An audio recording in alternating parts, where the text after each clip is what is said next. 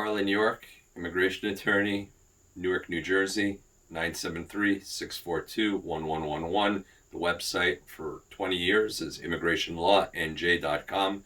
In my 25th year of doing this work, and I wanted to talk today about Dreamers and DACA. It has recently been announced that Senator Durbin and Senator Graham have proposed a bipartisan DREAM Act for 2021. What's notable about this is 20 years ago, Senator Durbin and back then Senator Hatch did the same exact thing. Hopefully in the last 2 decades, things have changed a little bit.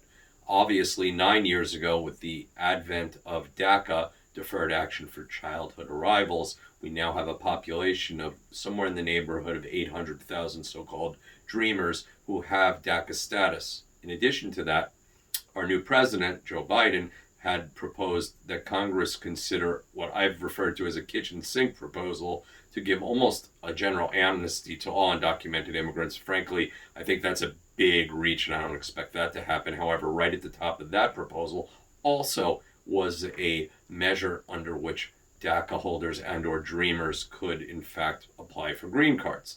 So whether we see a DREAM Act actually go to legislation or we see some other measures, I truly believe reasonably, having done this under 5 different presidential administrations, that it's fair to say that if we get any kind of immigration reform at all, dreamers will be at the top of the list. And this makes sense. We've got people who've lived in this country since they were infants, who grew up here, kindergarten through 12th grade, college, grad school, working today in professions ranging from law to medicine to technology, first responders, firefighters, police almost. At this point in time, there's every imaginable sphere. As long as you have work authorization and you can qualify for a profession, you'll see dreamers in those careers.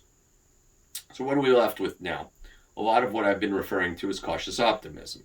It's very important that we see our way to having a positive approach. I'm not going to get political. It's generally been my history not to criticize or talk about political motive in the matter of immigrants because I'm more pragmatic than that. And I always tell my clients to focus more on the pragmatics and to be careful with the narratives, because if you check out a story on DACA or Dreamers or anything else on 4 different networks, you'll probably get 4 different versions. I'm here to try to give you an objective reality of what I think is happening here. I don't expect it overnight, but it would not surprise me if during the next couple of years we might see a measure, maybe even sooner than that, where dreamers actually might have a pathway to green cards.